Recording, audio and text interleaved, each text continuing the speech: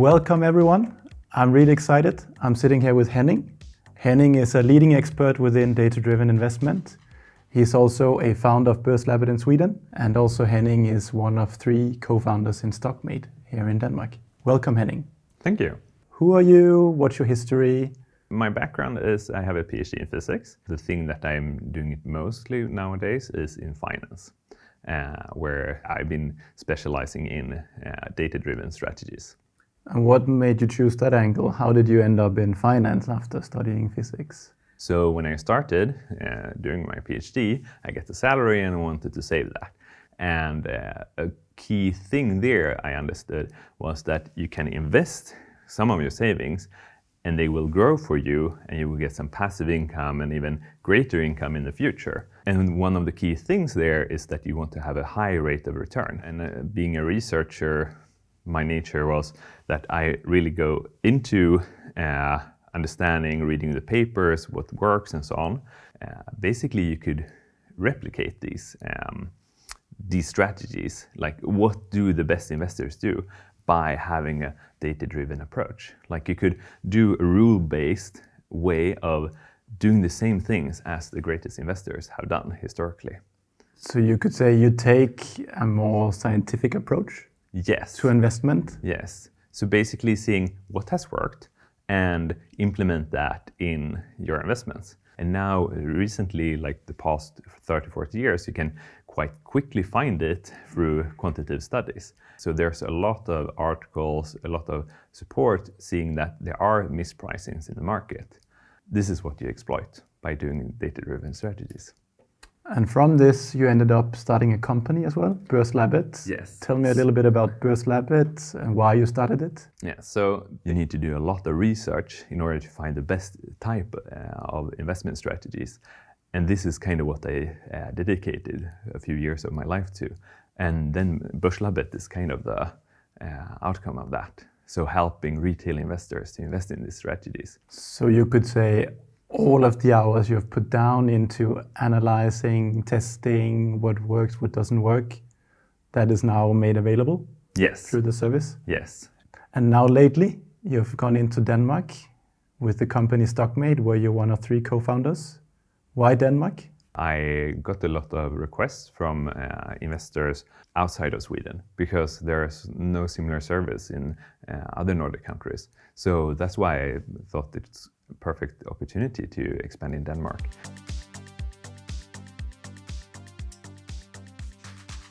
Let's focus a little bit on your latest venture in Denmark, in Stockmate.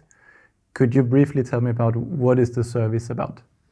So Stockmate is a Danish version of Børslabbet. So basically helping retail investors to invest in this type of strategies in a simple way using model portfolios. I know that the Stockmate portfolio is based on Nordic stocks. You've been having this Nordic portfolio for more than 3 years. What has the performance been like? Yeah, so the Nordic portfolio has been existing since 2019 and it's been performing really well the past few years, especially during the pandemic. And it's been beating the market by about 15 to 20% annually. And what do you compare it to? I compare it to OMX Nordic. It sounds a bit advanced, complicated. What does it take to follow? So it's quite simple actually.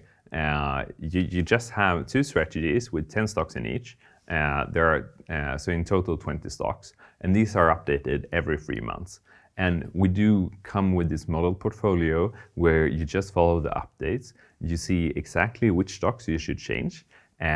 Take about 30 minutes to buy and sell the stocks, and then you wait until the next 3 months and do it again. So we try to make it as simple as possible.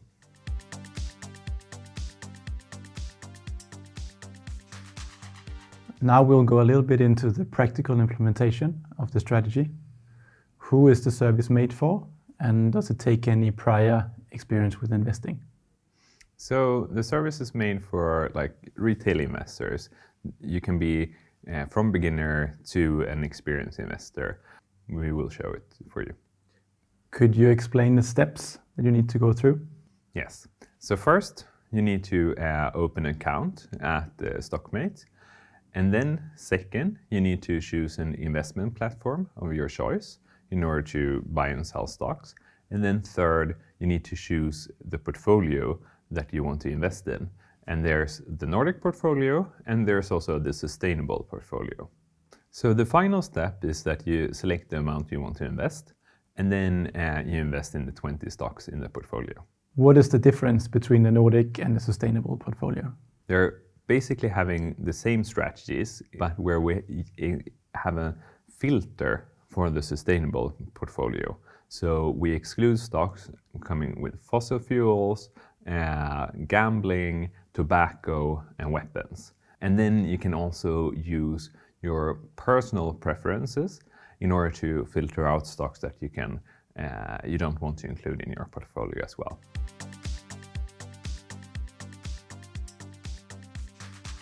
So Henning, could you tell me a little bit about the thinking behind the portfolio?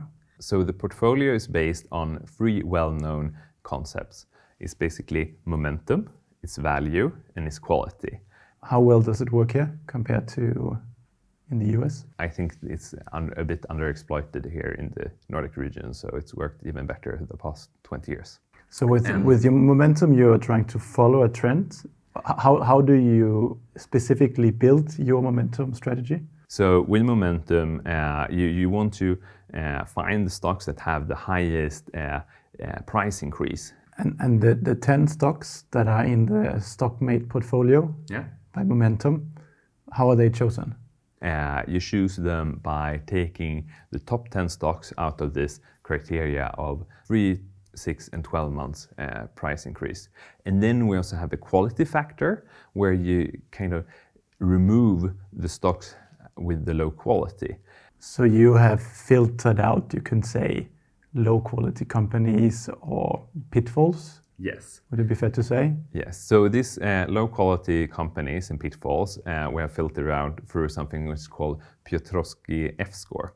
So you want to ignore the bad companies basically and only invest in the good companies. So the second strategy, value, what is it about? So value is basically about buying cheap stocks.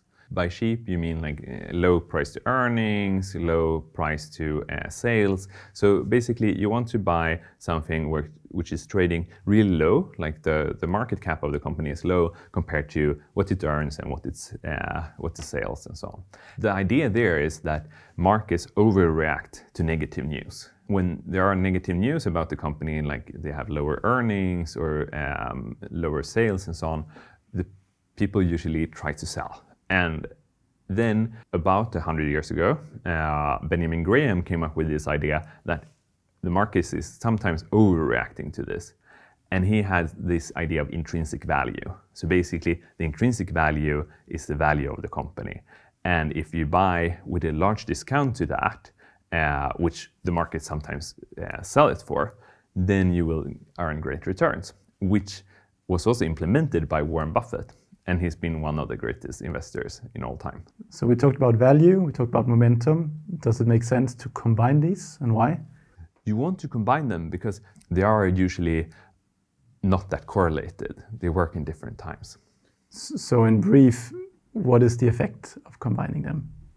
You get a more stable return. What is the evidence you have behind these strategies and how they work in the Nordic region? So a lot have been done for testing this and so on in US. The thing is, it's not been tested that much in the Nordic region. So I've done those tests, having data for all stocks, basically since the last 10 years or more than 10 years in the Nordic region and 20 years in Sweden.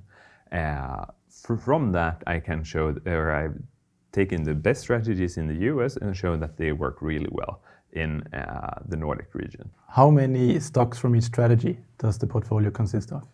10 stocks of each strategy. And the reason why it's choosing that number is in order to capture the factor, but still not have too few stocks, because when doing testing and so on, it's shown that too few stocks have much higher risk, which means that you will capture the factor over time, but you will have a much more volatile journey, basically. You will also have more dependence on each stock that you pick, while having more stocks will make you to have more like a market-like return. So it will decrease your return while not decreasing your risk that much. And also 10 stocks is quite a good number that a lot of professional investors have used, like legendary investors as Warren Buffett or Joel Greenblatt is saying around 10 stocks is a good number. How often do you update the portfolio, and what's the rationale behind it? Momentum is changed every 3 months. Value, which also consists of momentum as well, is every 6 months. So the reason behind this is that momentum, price increase is something that changes throughout time, and you want to capture it, but you still don't want to have too much of a turnover, because turnover increase cost, you need to pay for each stock you buy and sell, and then every 3 months is a good compromise. It's also shown in backtest that it's performing really well. Then it's after all the annually and quarter reports are out. So you have fresh information basically. Value, we want to do it every 6 months. The reason why we want to do it, you don't need to do it that often, is that value needs to kind of increase over time, because it's a slower effect. It's usually this negative news that value is depending on that turns around a bit slower than the positive news. So you need to wait for value, you need to wait for people to come back, yes, you can say? Yes, basically. To appreciate the stock again. And looking backwards, historically, how often has the portfolio outperformed the stock exchange? Maybe 8 of 10 years, it's outperformed the market. This is a long-term strategy. You want to have a more than a 5-year horizon, and you need to be prepared for that as well. Okay, so the portfolio is based on Nordic stocks. Why Nordic stocks and not only Danish stocks? The Danish stock market is a bit too small. You have about 100 stocks in the Danish stock market that are investable for, which is easily investable, you can say. While in the Nordic region, you have 500 stocks. And you want to include more stocks in order to have a diversity for the strategies, to select between different sectors, and in order to really capture this effect. So the mix of sectors is also important here. Yes, and there you can see really you have a big healthcare sector with Novo Nordisk in Denmark. You have in Norway, you have a big oil sector. In Sweden, you have also all different kinds of sectors like finance, industry, and gambling sectors that have been quite big and driving performance. So depending on what works. Why only Nordic stocks and not whole Europe or global? The thing is, you're not increasing the return that much compared to the extra fees you need to pay. So the Nordic region, like the Nordic stock market, has been performing quite similar to the European market. So you kind of capture the European market by the Nordic market.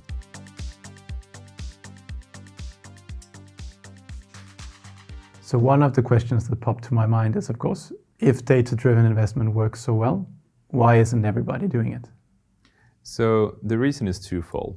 The first thing is that you need to have patience, because you will underperform sometimes. The other one is you need to have low enough capital. So you can't be like a big investment firm or something. That's why this is perfect for retail investors. We have small capital and so on. And there's actually been a great study that with having patience is that people investing in these big open mutual funds, they usually get the lower return or negative return than compared to this fund, because they buy it when it's performing really well, and then they sell it when it's start underperforming, while you basically should do the opposite. So in essence, you can say it's difficult if you run a mutual fund, yes, to keep the money in the fund, yes, when it's underperforming. Whereas if you're a retail investor, you can accept that you need to not overperform at some points to overperform at longer time periods. Yes, That's the thing. You don't need to do this quarterly performance reports and so on. You're having a long-term view of your investment. Then the other thing with big mutual funds and so on is that they have large pool of capital. I mean, they have billions to invest.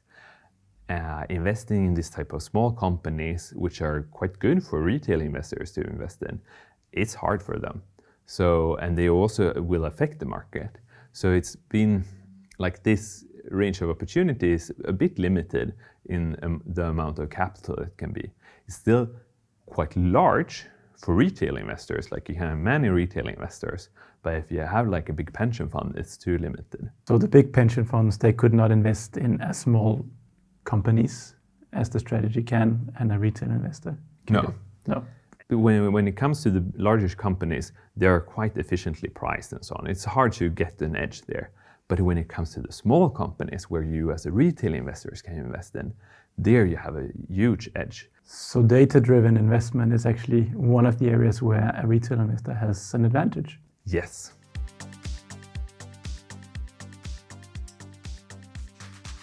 Tell me a little bit about why it's so important not to deviate from the rules. When things are underperforming, they usually start to overperform then afterwards. And it's usually when it underperforms that you want to change things. And when you change things and you change the rules, you will not capture this type of outperformance. So you will get a much lower return. The model portfolios, can they be compared to a mutual fund or an ETF? So not exactly. You buy and sell stocks by yourself in the model portfolios, while like a mutual fund or ETF, you pay a manager fee where they buy and sell the stocks in their portfolios.